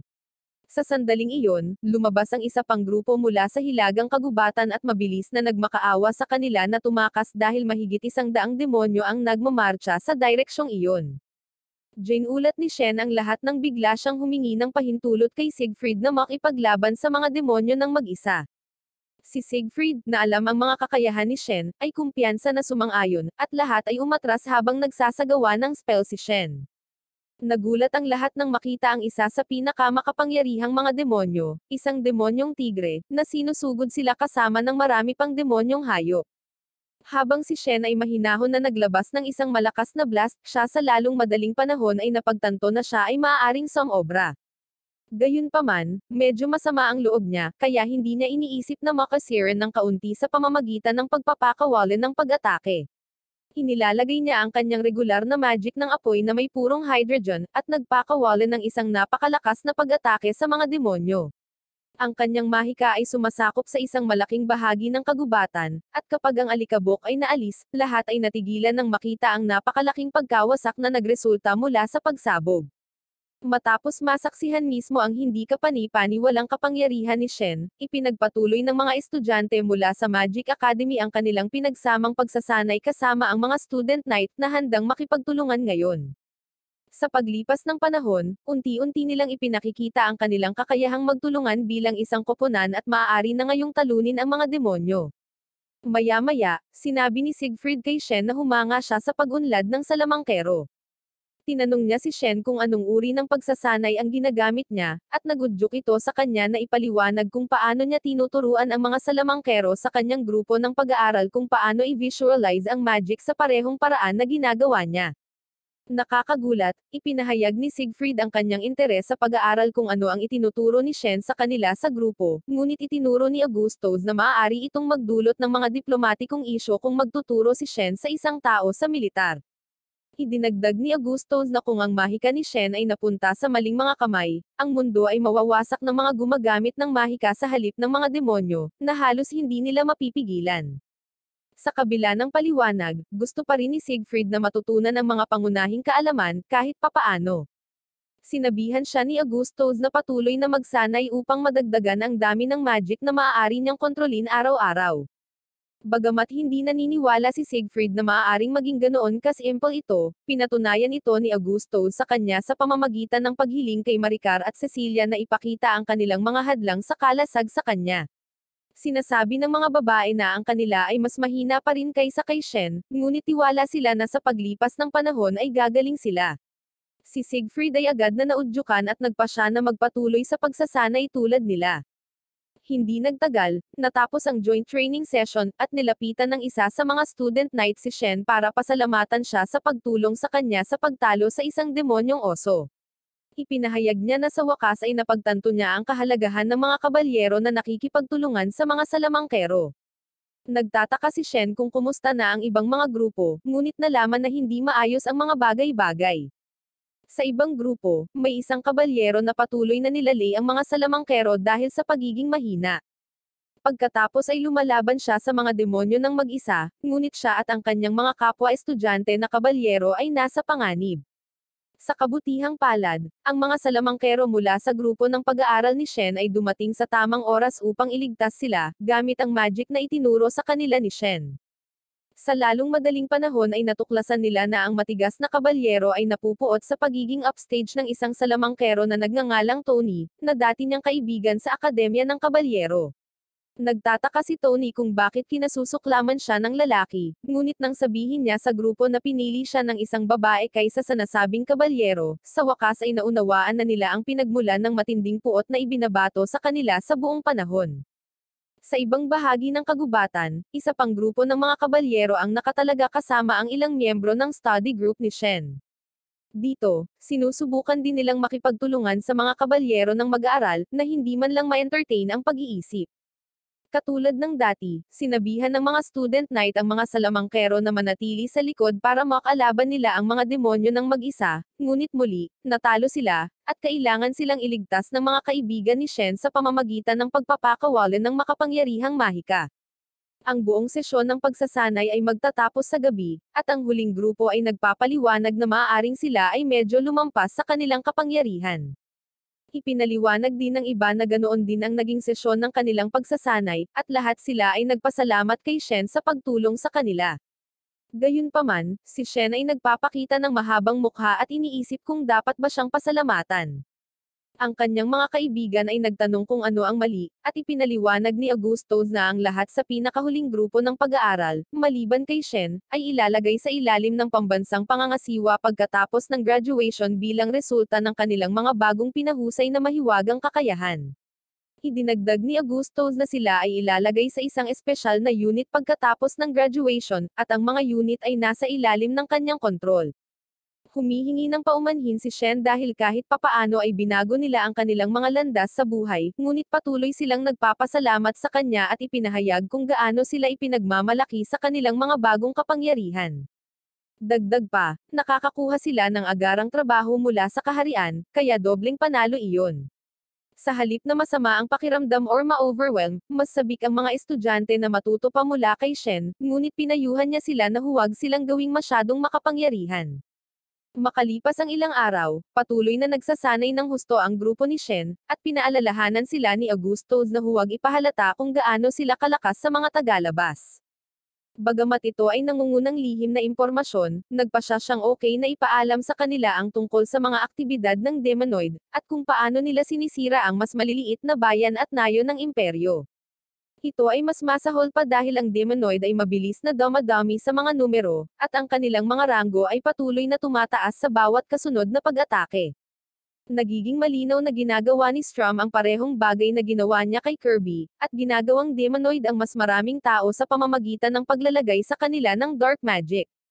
Hindi maiwasan ni Shen na magtaka kung anong uri ng mapanganib na plano ang naisip ni Strum, dahil kahit isang Demonoid ay sapat na ang kapangyarihan para sirain ang isang buong bansa. Ang katotohanan na sinabihan sila ng isang pambansang sikreto ay nagpapaunawa sa lahat sa pinakahuling grupo kung gaano sila kay-special. Kaya naman, nagpa silang maging mas seryoso at magsanay ng mas mabuti kaysa dati dahil sa kung gaano kataas ang stakes sa ngayon. Pagkatapos ay nagpa si Shen na ang pagpapalaki ng mga magic lesson ng kanilang paaralan sa isang kampo ng pagsasanay ay makakatulong na mapabuti ang mga kasanayan ng lahat. Ang bawat isa ay nagmumungkahi ng angkop na lokasyon para sa kampo ng pagsasanay, ngunit nahihirapan silang pumili. Ipinaalam sa kanila ni Cecilia na ang kanyang pamilya ay nagmamay-ari ng isang hot spring resort, at lahat sila ay sumang-ayon na ito ang magiging pinakamagandang lokasyon para sa kampo. Nang maglaon ng gabing iyon, ipinaalam ni Shen kina Merlin at Melinda ang tungkol sa kampo ng pagsasanay, at sumang-ayon sila sa kanyang ideya ngunit ipinaliwanag nila na sila ang mga ngasiwa sa kanila. Itinuro ni Melinda kung paano laging nagkakaproblema si Shen sa tuwing inaalis niya ang tingin sa kanya, kaya para sa kanya, hindi masamang ideya ang mag-chaperone sa kanilang karanasan sa kampang.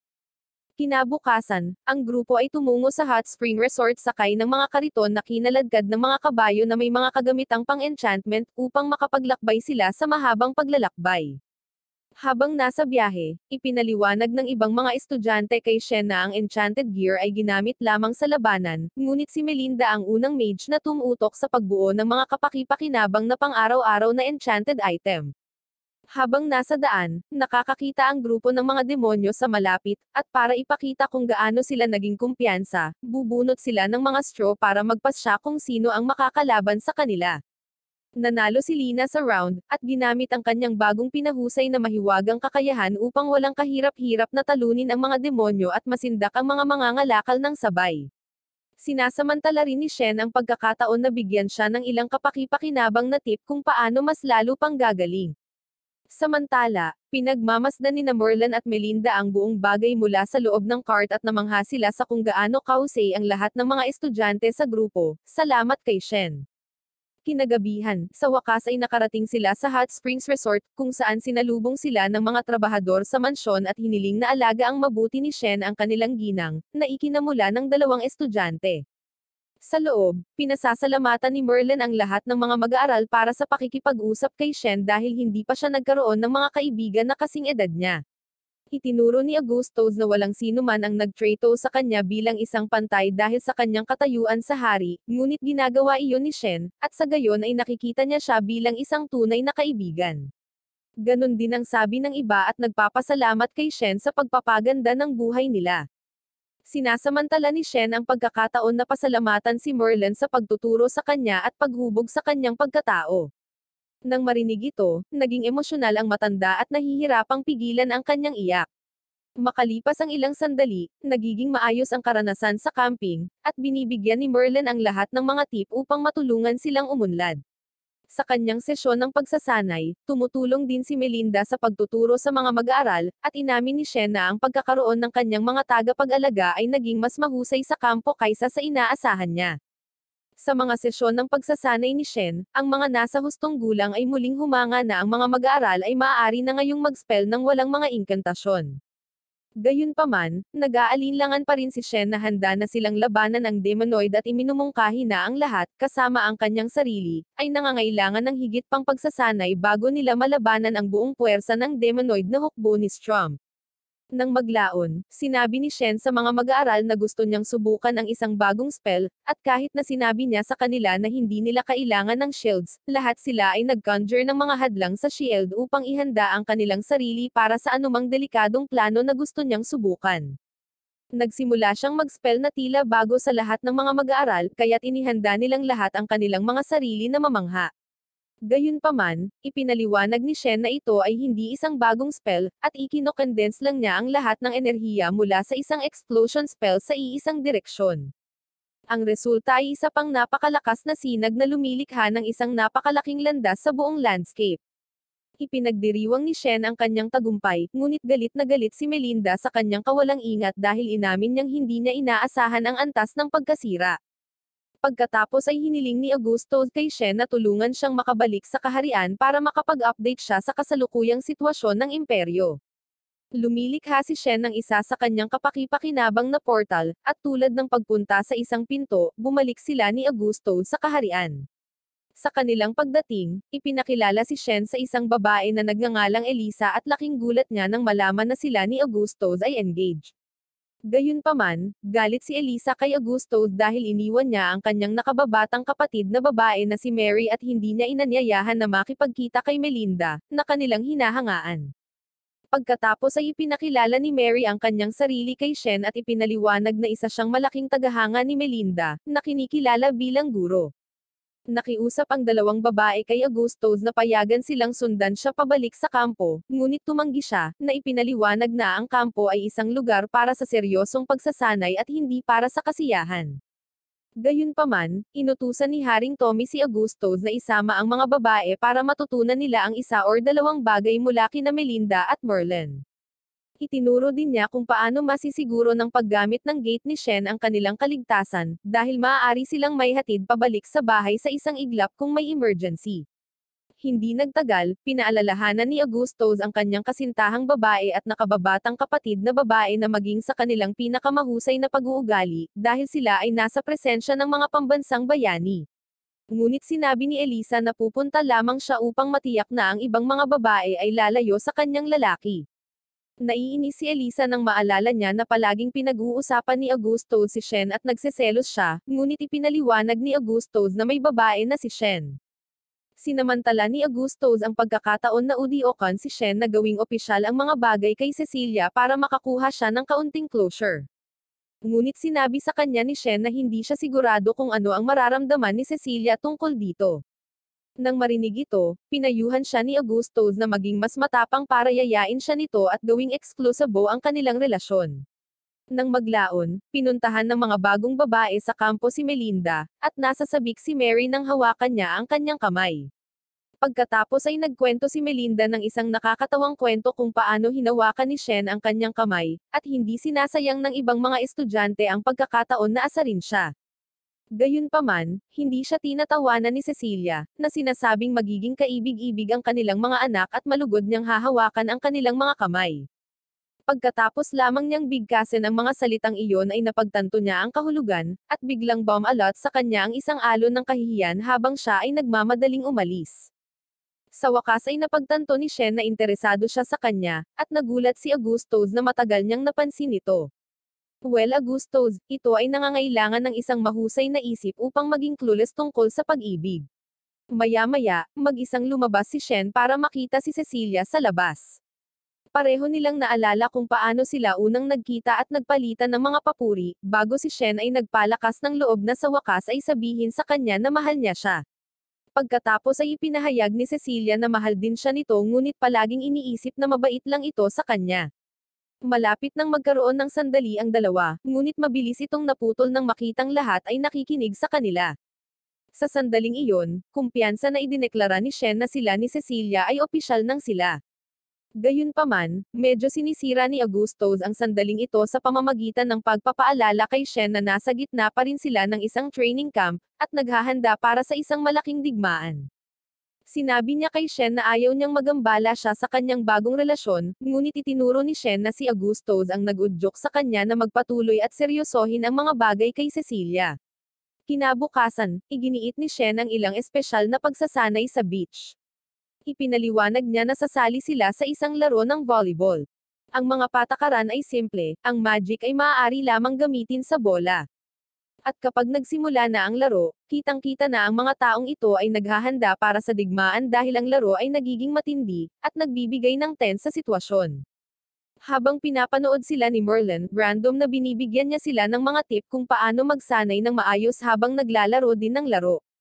Kalaunan ng gabing iyon, pinag-uusapan ng grupo kung paano nakilala ni Agustos ang kanyang kasintahang si Elisa habang nagdadalamati si Maricar na hindi pa rin niya nahahanap ang mahal niya sa buhay. Gayunpaman, ang kanilang mga kwento sa oras ng pagtulog ay naputol nang dumating si Melinda. Lahat sila ay nagtatago at nagkukunwaring natutulog, ngunit sa kalaunan ay nahanap niya sila at binigyan sila ng karaniwang mga leksyon. Kinaumagahan, sinabihan ni Shen si Cecilia na sabay silang mag-almusal, ngunit humiling muna siya ng pabor. Dinala siya ni Cecilia sa bahay ng kanyang mga magulang upang makita ang kanyang ama, si Celso, at ang kanyang ina, si Eileen. Dumating sila sa bahay ng medyo maaga bago pumasok ang kanyang ama sa trabaho, at naiintindihan ni Shen na gusto niyang ipaalam sa kanyang mga magulang ang kanilang relasyon. Sa loob ng bahay, nagulat ang kanyang mga magulang na umalis sila sa kampo ng pagsasanay upang makita sila at napagpasyahan na talagang mahalaga ang kanilang mensahe. Pagkatapos ay humiling si Shen ng kanilang pag-aproba sa kanyang relasyon kay Cecilia. Gayunpaman, nagulat siya nang tumalon sa tuwa ang kanyang ama at niyakap siya. Sinabihan ng ina ni Cecilia ang mga lalaki na huminahon, na ipinaalala sa kanila na dahil nagmula siya sa isang marangal na pamilya, kailangan niyang maging engaged sa taong kanyang dinidate. Ang hitsura sa mukha ni Shen ay nagpapalinaw na handa siyang gumawa ng karagdagang milya upang matiyak na kasama niya si Cecilia, at sumasang-ayon siya sa mga tuntunin ng walang pag-aalinlangan. Bumalik sa kampo ng pagsasanay, namangha si Elisa sa mataas na antas ng mahika na ipinakita ng mga estudyante. Nagtanong si Merlin kung gusto ng bagong babae na subukan ang mga magic spells, ngunit inihayag ni Elisa na wala siyang kakayahan para sa magic. Si Mary naman ay pinagbigyan ito at pinahanga si Merlin sa kanyang mahiwagang kakayahan dahil napakabata pa niya. Nakikita ang kanyang kakayahan at potensyal, ang iba pang mga mag-aaral ay na-inspire na magsanay ng mas mabuti upang hindi sila mahijeten sa kanya sa hinaharap. Pagkaraan ng ilang sandali, medyo sumobra si Mary sa kanyang kapangyarihan at lumikha ng isang maliit na pagsabog. Ang ibang mga estudyante ay tumatangging magalit sa batang prinsesa, at nang makita niya ito, nagtago siya sa likod ni Shen, na ikinagalit ni Agustos na hindi siya nagtago sa likod niya, kahit na ito ay kanyang nakatatandang kapatid. Samantala, sa imperyo, nakatanggap si Strom ng balita na ang kanyang hukbo ay gumagawa ng napakalaking pag-unlad sa kanyang mga plano. Ang Demonoid ay umaatake na ngayon sa mga caravan, na nagiging sanhi ng mga lungsod sa buong imperyo upang magdusa ng kakulangan sa pagkain. Bilang resulta ng balitang ito, nagpasya si Strom na oras na para magpatuloy sa susunod na yugto ng kanyang plano. Bumalik sa kampo ng pagsasanay, muling nagtatago ang grupo sa takot sa likod ng kanilang mga hadlang sa magic shield habang nagpasya si Shen na subukan ang isang bagong magic spell. Sa pagkakataong ito, dinobol nila ang mga hadlang at inihanda ang kanilang sarili para sa epekto, ngunit ipinaliwanag ni Shen na ang spell ay hindi isang attack spell. Namangha ang lahat ng gamitin ni Shen ang kanyang mahika para magpalutang ng bato. Mas lalo silang namangha nang gumamit siya ng parehong magic spell para ma-levitate ang sarili. Sa pamamagitan ng paglalapat ng ilan sa kanyang mahika ng hangin, maaaring lumipad si Shen, at pagkaraan ng ilang sandali, nagsimula siyang lumipad. Lahat ay nanonood ng may pagkamangha at umaasa na balang araw ay matututo sila kung paano gawin ito tulad niya. Kinagabihan, sinabi ni Shen kina Merlin at Melinda na engaged na sila ni Cecilia. Ipinagpalagay ng mga matatanda na ito ay mangyayari sa kalaunan, at ngayon ay nais ni Melinda na makipagkita sa mga magulang ni Cecilia sa lalong madaling panahon. Nagkita ang dalawang pamilya, at ipinaliwanag ni Merlin kina Celso at Eileen na si Shen ay hindi ang kanyang biological na apo. Ipinagpalagay nina Merlin at Melinda na ang dahilan kung bakit pumayag ang mga magulang ni Cecilia sa pakikipag-ugnayan ay ang pag-aakalang may dugo si Shen sa Wiseman. Dahil sa pagpapalagay na ito, itinuring ni Merlin na angkop na linawin niya ang mga detalye sa mga magulang ni Cecilia upang hindi sila magkamali batay sa kanilang palagay. Pagkatapos ng paghahayag, ang ama ni Cecilia ay nagpahayag ng malaking pagkadismaya, na naiintindihan sa isang tiyak na antas. Gayunpaman, bigla niyang ibinunyag na ang kaugnayan ni Shen sa dugo kay Merlin ay hindi isang kadahilanan kapag nagbibigay ng kanilang mga basbas. Ipinaliwanag ni Celso na ang kanilang desisyon ay batay sa kung paano pinahahalagahan ni Shen ang kanilang anak na babae, si Cecilia, higit sa lahat. Matapos itong ipaliwanag sa kanila ng mga magulang ni Cecilia, nangako si Shen na paprotektahan ang kanilang anak ng buong lakas at ipinahayag nila ang kanilang pasasalamat sa kanya. Makalipas ang ilang sandali, binibigyan ni Shen ang lahat ng mga estudyante sa grupo ng mga na-upgrade na uniforme na may mas mataas na enchantment sa depensa, at maging ang kakayahang kontrolin ang temperatura. Gayunpaman, hindi niya sila binigyan ng rocket boots tulad ng sa kanya at ipinaliwanag na ito ay dahil ito ay napakahirap kontrolin. Mangangailangan sila ng ilang mas advanced na pagsasanay upang makabisado ang paggamit ng rocket boots, ngunit sa ngayon, tinitiyak niya sa kanila na ang mga na-upgrade na uniforme ay sapat na. Ang mga mag-aaral ay sumasang-ayon sa kanya at ipinapalagay na ngayong nakapag-upgrade na sila ng mga uniforme, malamang napapahirapan ni Shen ang kanilang mga sesyon ng pagsasanay, na gagawin silang lubhang nakakapanghina mula ngayon. Sa kasamaang palad, kinumpirma ni Shen ang kanilang pagpapalagay sa pamamagitan ng pagpapalam sa kanila na magsasagawa sila ng pagsasanay sa labanan, laban sa isang napakalaking halimaw sa isang antas ng sakuna. Bagamat ang lahat ng mga mag-aaral ay agad na nagkaroon ng takot, tiniyak ni Shen sa kanila na sa kanilang kasalukuyang pagsasanay at mga bagong upgrade na uniforme, handa na sila para sa hamon sa hinaharap.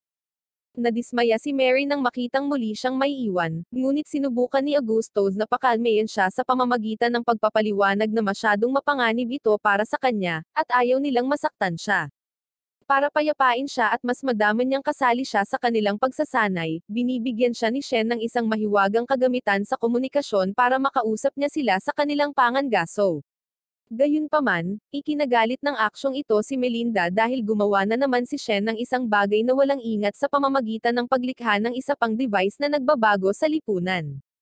Oo mga idol, basta-basta na lang siyang nag-imbento ng telepono para pakalmayan ang isang spoiled noble. Nagsisimula ang pagsasanay ng sumulong si Shen at ang kanyang grupo sa kagubatan, at hindi nagtagal, nakita ni Cecilia ang Beast Monster, na sa lalong madaling panahon ay natuklasan nilang isang demonyong leon. Ipinaliwanag ni Shen na ang mga demonoid lion ay ang pinakamalakas, at mas malakas pa kaysa sa mga damo ni Zed na tigre. Gayunpaman, sila ay mas mabagal kaysa sa tigre, kaya dapat nilang gamitin iyon sa kanilang kalamangan. Bilang resulta nito, iminumungkahi ni Cecilia na ang paggamit ng mga pangmatagalang pag-atake upang labanan ang demonyo ay ang pinakamatalinong opsyon. Pagkatapos ay hinati ni Shen ang team sa isang attack team at isang support team, at hinihikayat silang gawin ang kanilang makakaya. Nang makita ang suportang ibinibigay sa kanila ni Shen, determinado silang talunin ang demonyong leon. Sa huli, hindi nila siya binaygo at pinagsama ang kanilang mga mahiwagang kakayahan at pagsasanay upang tuluyang mapuksa ang demonyong leon. Pagkatapos, ipinahayag ni Shen ang kanyang kagalakan sa kanilang tagumpay at itinuro kung paano nagawang ibagsak ng mga miyembro ng koponan na nakatuon sa suporta ang demonyong leon, habang ang grupo ng pag-atake ay malamang na makakamit ang gayong tagumpay ng isa-isa. Nagpapatuloy ang sesyon ng pagsasanay, at hindi sila pinabayaan si Shen habang pinapaslang nila ang ilang demonyong hayop ng paisa-isa, sunod-sunod. Matapos patunayan na kaya nilang pumaslang ng mga demonyo ng mag-isa, pinaalalahanan ni Augusto si Shen na makibahagi din sa session. Nang gabing iyon, dumalo sina Shen at Cecilia sa party kung saan iaanunsyo ang kanilang engagement. Dumalo rin si King Tommy at nag-aalok ng toast para ipagdiwang ang bagong mag-asawa. Pagkatapos ng party, kinausap ni Shen si Cecilia sa labas at inamin na pabaliktad ang ginagawa niya.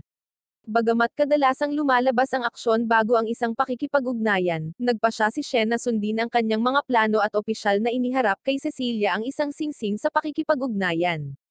Inilagay niya ang singsing sa kanyang daliri, at sa wakas ay nagkaroon na ang dalawa ng kanilang pinakahihintay na pribadong sandali habang sila ay nagkikis.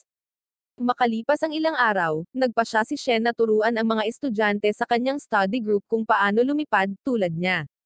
Ginawa ito ni Shen sa pamamagitan ng paglalagay ng kanyang floatang spell sa kanila at ipinaliwanag din sa kanila ang konsepto.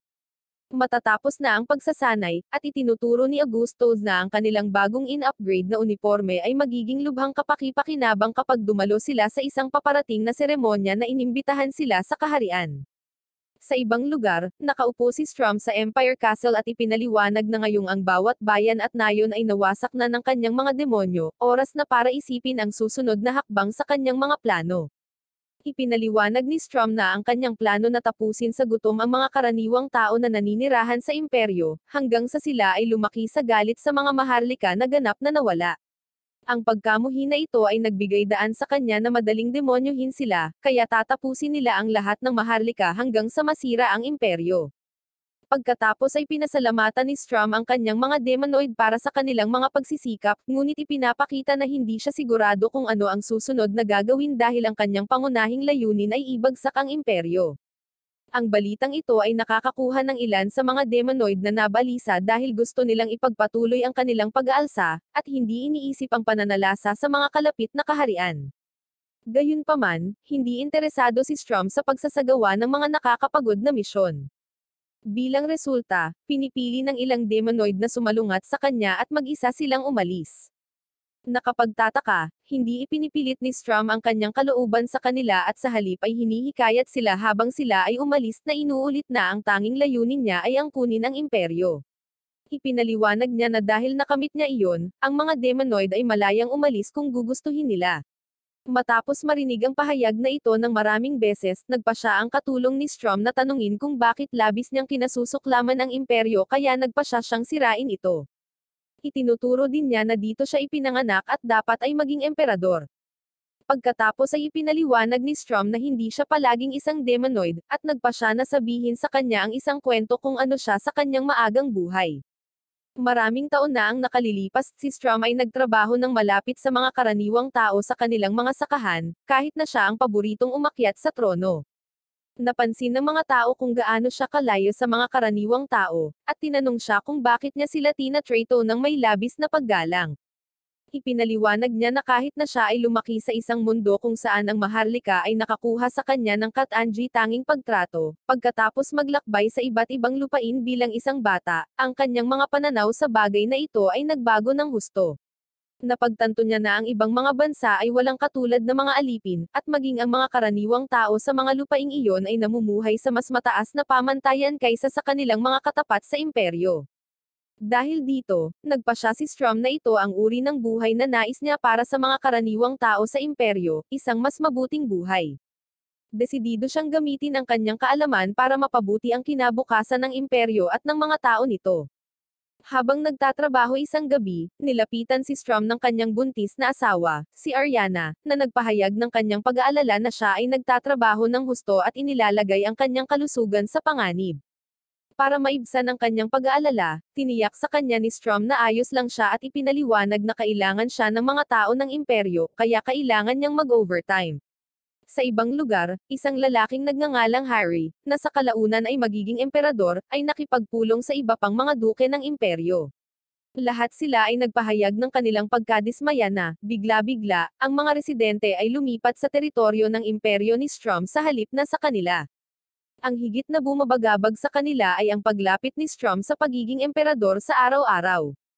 Ang mga duke ay sigurado na kung si Strum ay magiging emperador, siya ay magpapatupad ng mga patakaran na makikinabang sa mga karaniwang tao sa kanilang pagkawala, at kaya sila ay desperado upang matiyak na hindi iyon mangyayari.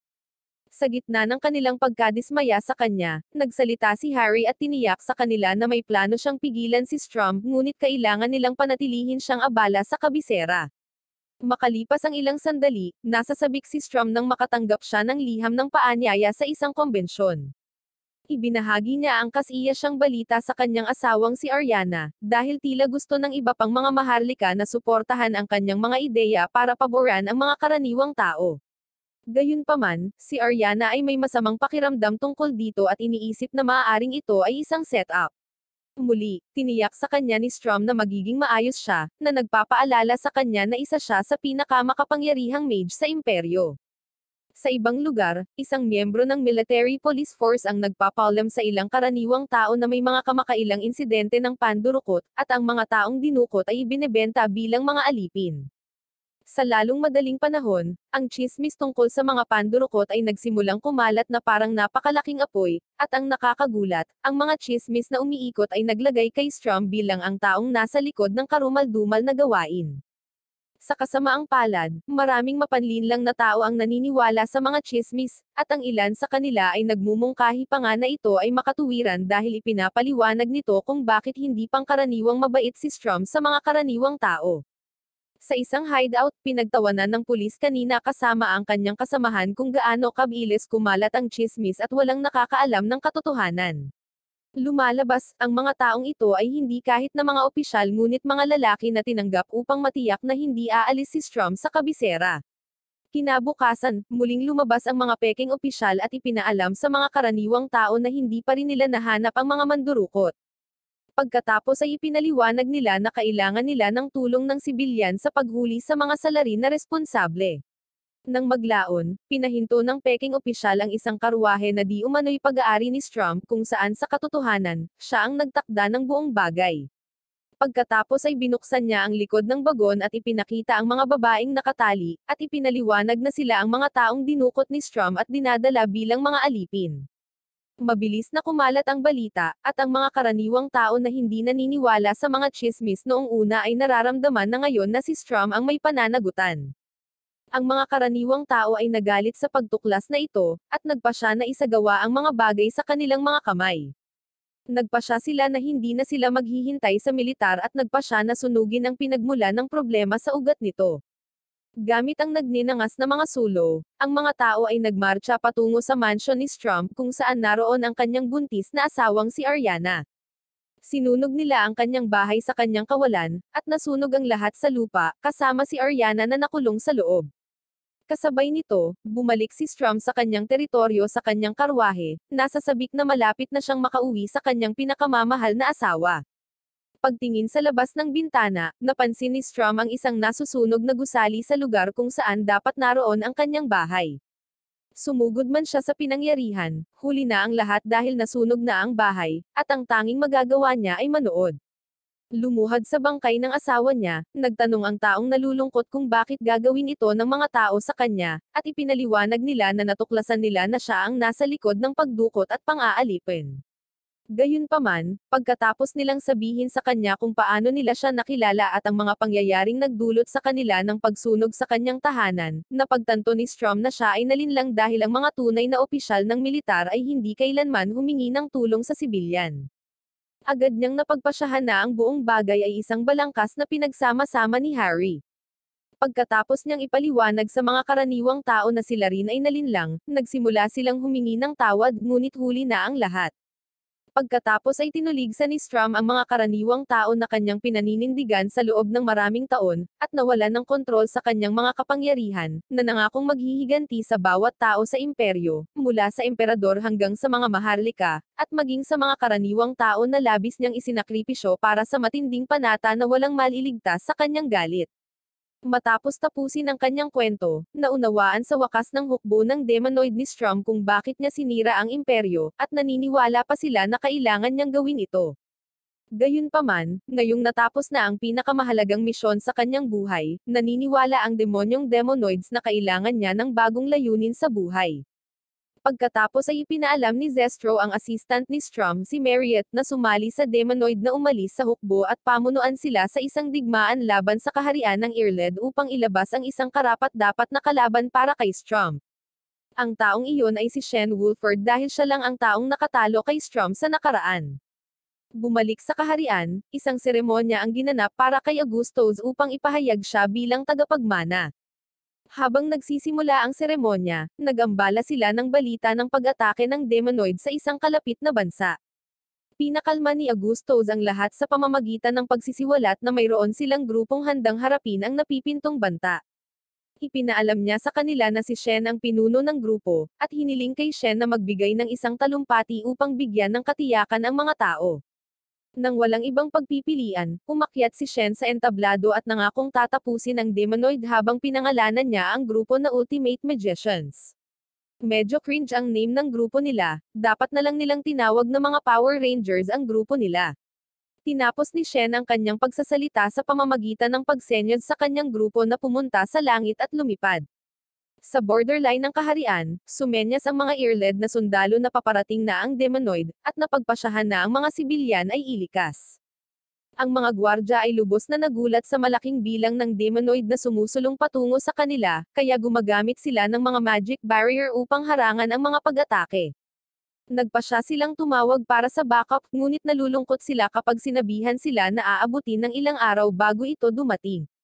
Sa kabutihang palad, si Shen at ang kanyang grupo ay papunta na sa eksena at hindi na nalalayo.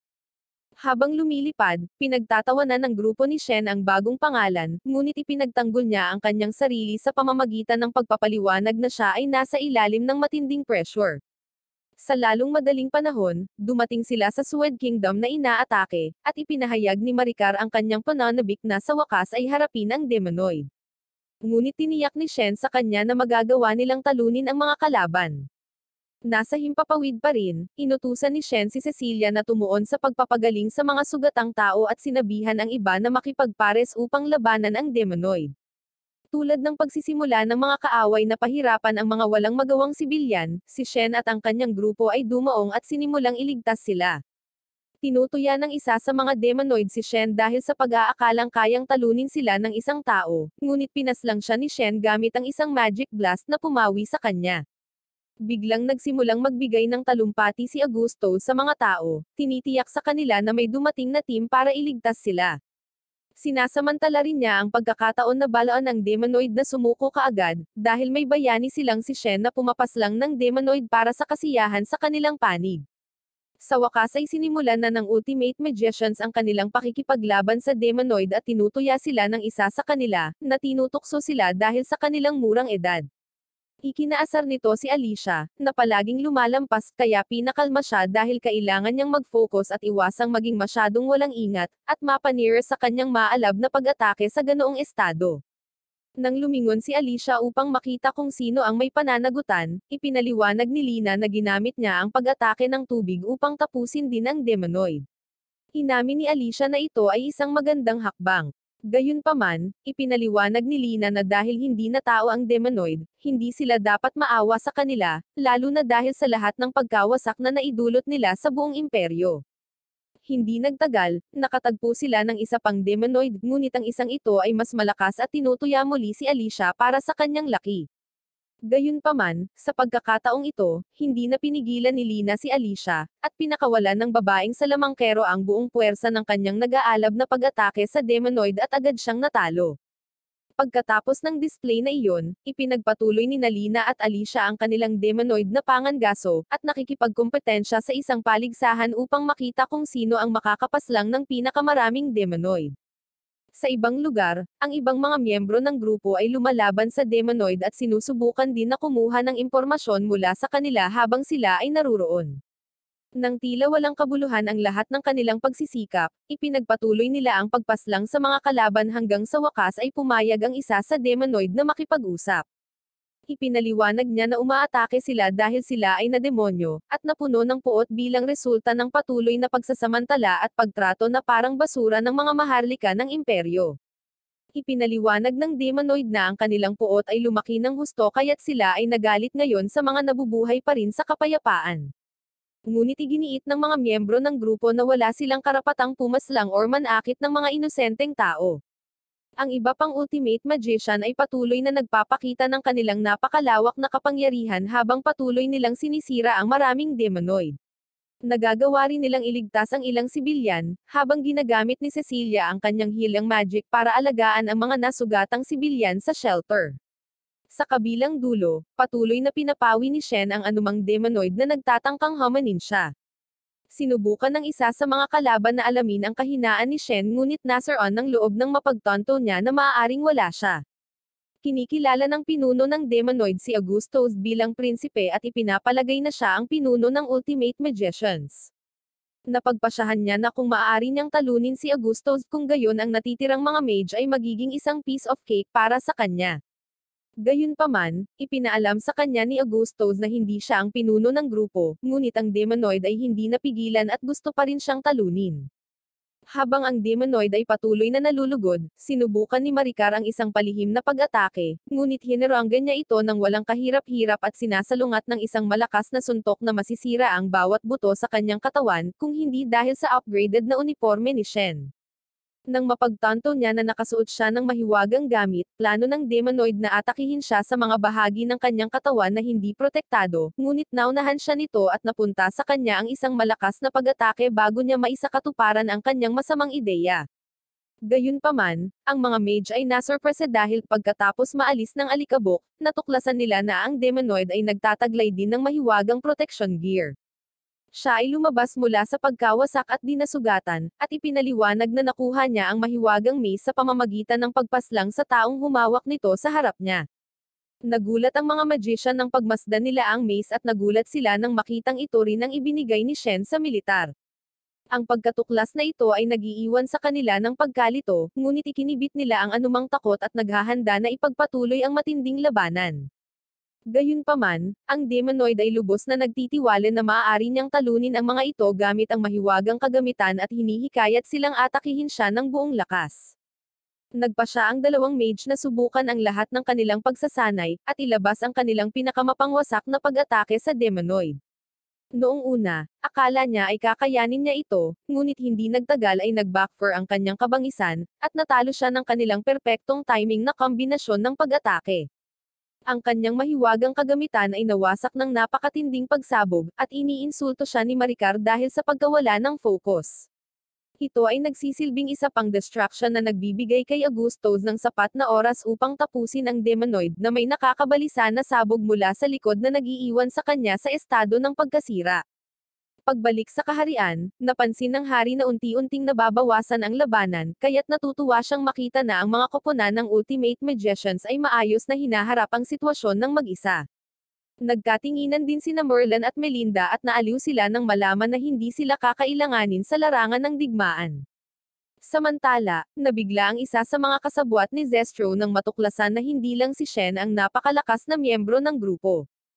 Samantala, nanunood si Zestro mula sa isang posisyon sa labas ng lungsod at napagpasyahan na si Shen ay masyadong malakas para sa Demonoid. Pakiramdam niya, kung magpapatuloy ang mga bagay sa ganitong paraan, mabibigo nila ang kanilang misyon. Ang unang misyon ni Zestro ay sukatin ang kapangyarihan ni Shen sa pamamagitan ng paggawa sa kanya na labanan ang Demonoid, ngunit nagpapakita na walang kahit sinong sapat na makapangyarihan upang labanan siya. Nang makitang hindi siya makakalap ng impormasyon sa unang plano, desperado si Zestro na hindi mabaigo, kaya tinawagan niya si Marriott, ang assistant ni Strum, na sumali sa laban at umaasa na magiging sapat ang kanyang kapangyarihan upang bigyan si Shen ng mahirap na oras. Pagkatapos, ipinakita ni Marriott ang kanyang kapangyarihan at gumawa ng ilang malubhang pinsala sa larangan ng digmaan, na nakakuha ng atensyon ni Strum at nakapagtataka sa kanya kung bakit napakasaya ni Zestro nang wala siya. Sa ibang lugar, ginawa ni Cecilia ang lahat ng kanyang makakaya upang pagalingin ang nasugatan ngunit nahihirapan siyang makipagsabayan, dahil malapit nang maubos ang kanyang magic power. Bumalik sa larangan ng digmaan, naramdaman ni Shen ang isang malakas na Demonoid at natuklasan na ito ay si Marriott na kamakailang sumali sa laban. Sinubukan ng dalawa sa mga bayani ang isang sneak attack mula sa itaas, ngunit pagkatapos ng ilang malalakas na atake, lumabas si Marriott mula sa pagsabog ng hindi nasaktan. Bagamat sumobra na muli si Alicia sa kanyang fire magic, hindi ito gumagawa ng anumang pinsala kay Marriott, at pagkatapos ng isang kahangahangang counterattack, nahuli siya ng Demonoid. Sa puntong ito, binalaan ni Alicia ang iba pang mga bayani na umatras dahil napagtanto niya na si Marriott ay nasa mas mataas na antas kaysa sa ibang Demonoid na kanilang nakalaban kanina. Sa ibang lugar, ang ilang mga Demonoid ay ipinaalam na ang isang malakas na puwersa ay naruroon ngunit nalilito kapag ang iba ay nagsimulang umatras. Ang kanilang pagkalito ay naalis, gayunpaman, nang makita nila na si Shen ay ang makapangyarihang nilalang na sumisira sa kanila ng mga mapangwasak na malalakas na pag-atake. Lahat sila ay nagtangkang tumakas, ngunit pinalabas ni Shen ang kanyang pinakabagong spell ng pag-atake upang lipulin sila, na tinitiyak na wala sa kanila ang makakalayo sa kanya. Sa isa pang bahagi ng malaking larangan ng digmaan, dumating ang grupo ni Shen upang iligtas si Alicia mula kay Myriad, ngunit sa lalong madaling panahon na pagtanto na hindi sila match para sa Demonoid. Nagpakita si Myriad ng malakas na kapangyarihan upang labanan ang lahat ng miyembro na sumusubok na iligtas siya, at mag-isang tinalo sila kahit na pinabagsak si Lina. Ito ang nagtulak kay Alicia na mawalan muli ng kontrol sa kanyang kapangyarihan, ngunit bago pa siya makapag-power up, nagpakawala si Myriad ng pag-atake kay Tony, kaya't isinakripisyo niya ang kanyang sarili at tinamaan. Nang malapit nang matapos ni Myriad ang mga taunang miyembro ng grupo, dumating si Shen sa eksena na may malamig na tingin sa kanyang mukha. Galit na galit siya nang makita ang ginawa ni Myriad sa kanyang mga kaibigan at naghanda upang labanan ang Demonoid. Nagkamalay si Lina at binalaan si Shen na si Myriad ay mas malakas kaysa sa ibang Demonoid. Hindi napigilan, inutusan ni Shen si Maricar na pagalingin ang mga nasugatang miyembro ng koponan.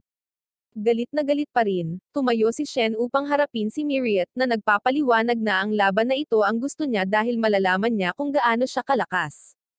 Ang dalawa ay sumasali sa isang matinding labanan, at ang parehong partido ay nagpapakita ng napakalaking kakayahan sa pakikipaglaban habang pinagsasama nila ang mga magic attack sa mga pisikal. Pagkaraan ng ilang sandali, nagpa siya si Maricar na tumakas dahil nakatakas na ang isa pang demonyo. Naghahanda si Maricar na umalis, ngunit matapos makita ang nakakatakot na ngiti sa mukha ni Myriad, ipinagpalagay ni Shen na malapit na siyang magpakawalan ng mapangwasak na pag-atake. Binalaan niya ang lahat na tumakas, ngunit walang oras para doon, kaya tinutusan niya si Alicia na protektahan ang iba mula sa napakalaking pagsabog na nilikha ni Myriad. Gumawa si Shen ng isang malakas na hadlang upang protektahan ang lahat sa saklaw ng napakalaking pagsabog. Nang hamo pa ang impact, napagtanto niya na naglalaan si Myriad ng oras para makatakas ang Demonoid. Nang makitang nakatakas sila, humingi ng paumanhin si Shen sa kanyang grupo sa pagpapaalis ng Demonoid, habang iniisip niya kung ano ang punto ng pag-atake kung sila ay maglalaho lamang ng ganon-ganon lang. Gayunpaman, ang kanyang mga kaibigan ay mas nababahala tungkol sa kung gaano kalakas si Myriad at nagtataka kung gaano kasama ang mga bagay kung si Strum ang nasa labanan. Sa labas ng kaharian, pinangunahan ni Myriad ang Demonoid at ipinaliwanag na siya ay inutusan ni Zestro na bigyan sila ng pagkakataong makatakas mula kay Shen, at sa kanyang grupo ng mga salamangkero. Nagmamasid si Strum mula sa itaas, habang nakikita niya si Myriad na tinutulungan ang Demonoid na umatras patungo sa kaligtasan. Tumangala siya mula sa langit at medyo nadismaya dahil simula nang sakupin niya ang imperyo, medyo nababoard na siya. Upang malutas ang kanyang kakulangan sa libangan, nagpasya siya na malamang na makakatulong si Shen na ayusin ang kanyang pagkabagot at bigyan siya ng isang bagay na inaasahan.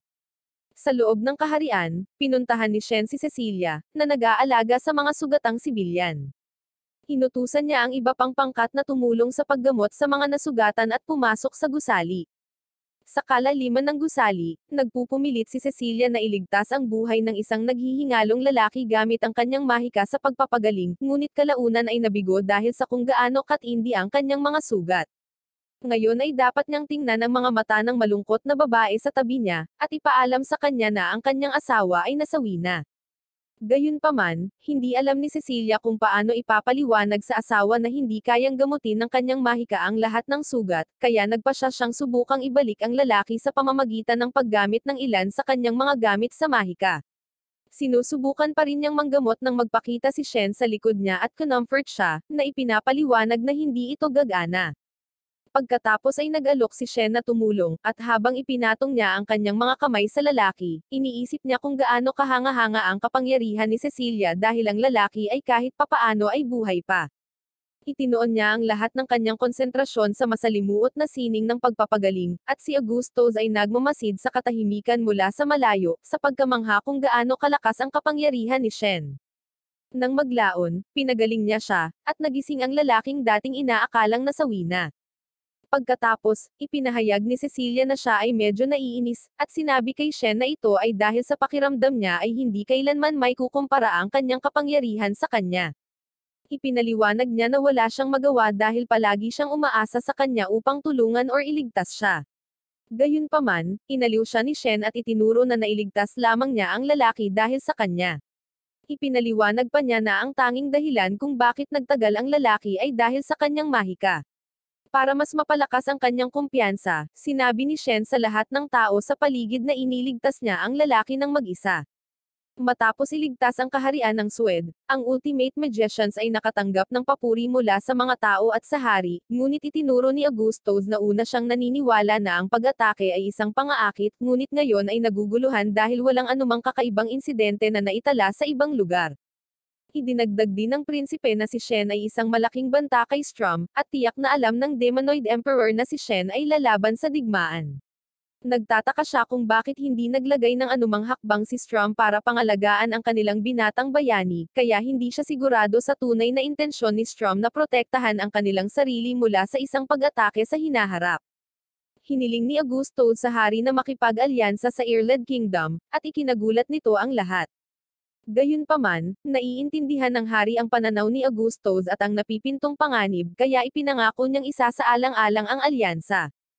Pagkatapos, ikinalulungkot ni Shen na hindi niya ginamit ang kanyang mga magic portal para makapunta sa bansa ng Swed ng mas maaga, ngunit ipinaalala sa kanya ng iba na magagamit lang niya ang mga magic gates sa mga lugar na napuntahan niya kahit isang beses.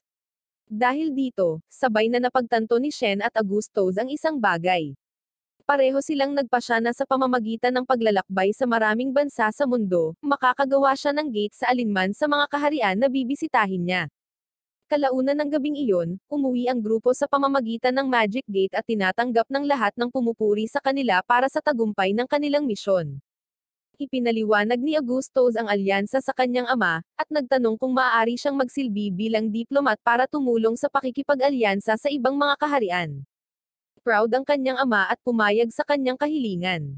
Nang maglaon, ipinaliwanag ni Shen ang kanyang plano kasama si Augustus kina Merlin at Melinda, at pareho silang sumang-ayon na dapat siyang pumunta sa kanyang misyon na iligtas ang mga kaharian ng mundo. Ang fiancé ni Augustus si Elisa, at ang kanyang kapatid na babae, si Mary, ay pinahihintulutan na sumali sa team, at sa ibang pagkakataon, ang Ultimate Magicians ay handang umalis. Bumalik sa imperyo, pinaalalahanan ni Strum ang kanyang mga pinuno ng hukbo na binalaan niya sila tungkol sa paglaban-laban kay Shen, ngunit inamin na ang kanilang labanan ay medyo nakakaaliw. Iniisip ni Zestro kung dapat bang pasalamatan si Shen sa pagbibigay ng bagong layunin sa kanyang amo. Nang tanungin ni Strum si Myria tungkol sa ilang lihim na negosyo, sumagot siya na bibigyan niya siya ng feedback mamaya habang hinahawakan ang kanyang tiyan. Nagpaalam ang Ultimate Magician sa mga tao ng kaharian at nagsimula sa kanilang bagong misyon. Nang maglaon ng gabing iyon, pinag-uusapan ni Merlin at Melinda kung gaano katahimik ang lugar na wala ang mga estudyante, ngunit panandalian ang kapayapaan ng magpakita ang isang portal, at ang grupo ay pumasok sa silid, nagrereklamo tungkol sa kung paano nakalimutan ng isang tao na mag-secure ng tirahan para sa kanila. Galit na galit si Melinda gaya ng dati, pero nagkunwari lang si Shen na hindi ito napansin at tinanong kung pwede ba silang magpalipez ng gabi sa bahay.